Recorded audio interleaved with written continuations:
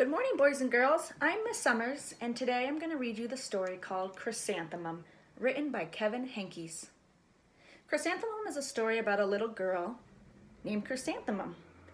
She's going to school for the first time. So as I read the story, I want you to think about how Chrysanthemum's attitude and feelings about her name and herself change. Chrysanthemum. The day she was born was the happiest day in her parents' lives. "She's perfect," said her mother. "Absolutely," said her father, and she was. She was absolutely perfect. "Her name must be everything she is," said her mother. "Her name must be absolutely perfect," said her father, and it was. Chrysanthemum. Her parents named her Chrysanthemum. Chrysanthemum grew and grew and grew, and when she was old enough to appreciate it, Chrysanthemum loved her name. She loved the way it sounded when her mother woke her up. She loved the way it sounded when her father called her for dinner. And she loved the way it sounded when she whispered it to herself in the bathroom mirror. Chrysanthemum, chrysanthemum, chrysanthemum. Chrysanthemum loved the way her name looked when it was written with ink on an envelope. She loved the way it looked when it was written with icing on her birthday cake. And she loved the way it looked when she wrote it herself with her fat orange crayon. Chrysanthemum, chrysanthemum, chrysanthemum. Chrysanthemum thought her name was absolutely perfect. And then she started school. On the first day, Chrysanthemum wore her sunniest dress and her brightest smile. She ran all the way. "Hooray!" said Chrysanthemum. "School!" So right now I'm thinking Chrysanthemum must be super excited about her first day of school. Look at her face, she looks so happy. But when Mrs. Chudd took roll call, everyone giggled upon hearing Chrysanthemum's name. Right away I can see that she's already looking a little bit different than before she went to school. "It's so long," said Joe. "It scarcely fits on your name tag," said Rita, pointing. "I'm named after my grandmother," said Victoria. "You're named after a flower."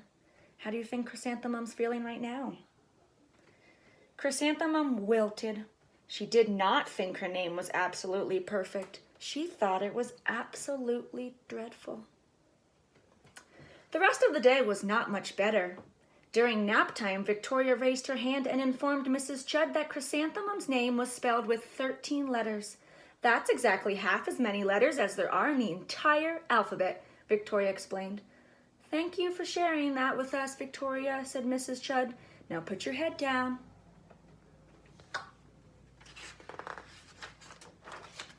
"If I had a name like yours, I'd change it," Victoria said, as the students lined up to go home. "I wish I could," thought Chrysanthemum miserably. "Welcome home," said her mother. "Welcome home," said her father. "School is no place for me," said Chrysanthemum. "My name is too long. It scarcely fits on my name tag, and I'm named after a flower." "Oh, pish," said her mother. "Your name is beautiful, and precious and priceless and fascinating and winsome," said her father. "It's everything you are," said her mother. "Absolutely perfect," said her father. Chrysanthemum felt much better after her favorite dinner, macaroni and cheese with ketchup, and an evening filled with hugs and kisses and parcheesi. I have a connection to this. My little sister used to always eat macaroni and cheese and ketchup. That night, Chrysanthemum dreamed that her name was Jane. It was an extremely pleasant dream.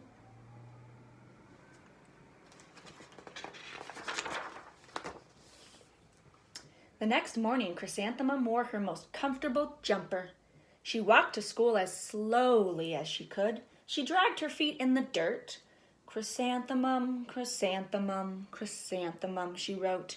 "She even looks like a flower," said Victoria as Chrysanthemum entered the playground. "Let's pick her," said Rita, pointing. "Let's smell her," said Joe. Are her classmates being very kind to her? Chrysanthemum wilted. She did not think her name was absolutely perfect. She thought it was absolutely dreadful.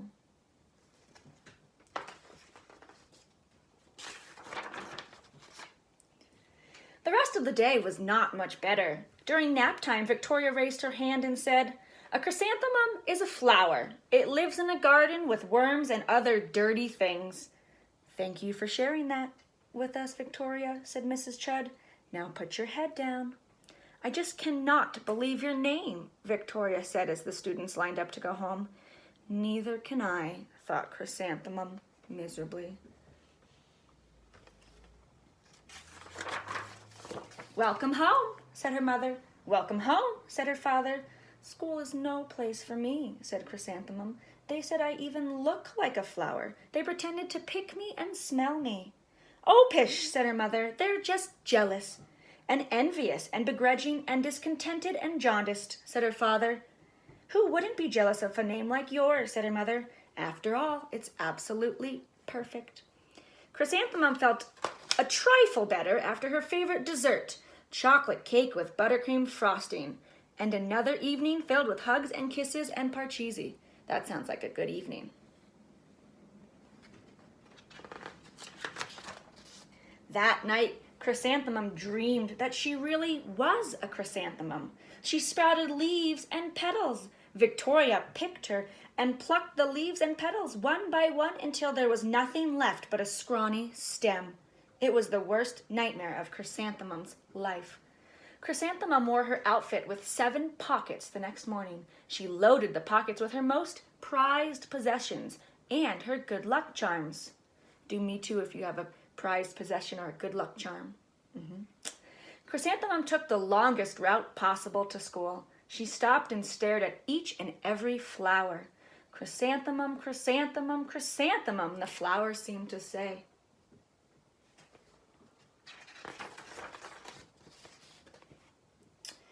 That morning, the students were introduced to Mrs. Twinkle, the music teacher. Her voice was like something out of a dream, as was everything else about her. The students were speechless. They thought Mrs. Twinkle was an indescribable wonder. They went out of their way to make a nice impression. Mrs. Twinkle led the students in scales. Then she assigned roles for the class musical. Victoria was chosen as the dainty fairy queen. Rita was chosen as the spiffy butterfly princess. Joe was chosen as the all-important pixie messenger. And Chrysanthemum was chosen as a daisy. A daisy is another type of flower.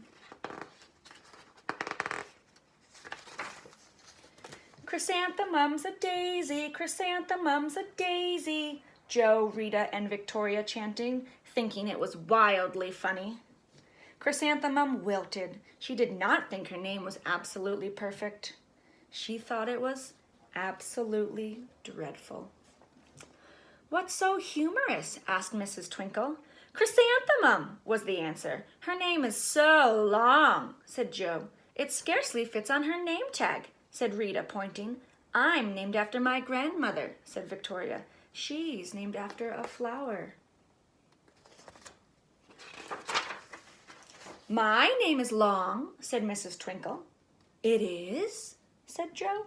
"My name would scarcely fit on a name tag," said Mrs. Twinkle. "It would?" said Rita. "And," said Mrs. Twinkle, "I'm named after a flower too." "You are?" said Victoria. Seems like her classmates are changing their opinion about her name, right? "Yes," said Mrs. Twinkle. "My name is Delphinium. Delphinium Twinkle. And if my baby is a girl, I'm considering Chrysanthemum as a name. I think it's absolutely perfect."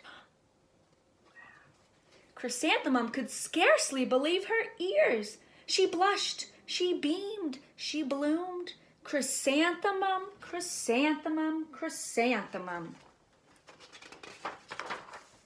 Joe, Rita, and Victoria looked at Chrysanthemum longingly. "Call me Marigold," said Joe. "I'm Carnation," said Rita. "My name is Lily of the Valley," said Victoria. So now are the classmates kind of jealous of her name? See how things have changed a little bit? Chrysanthemum did not think her name was absolutely perfect. She knew it.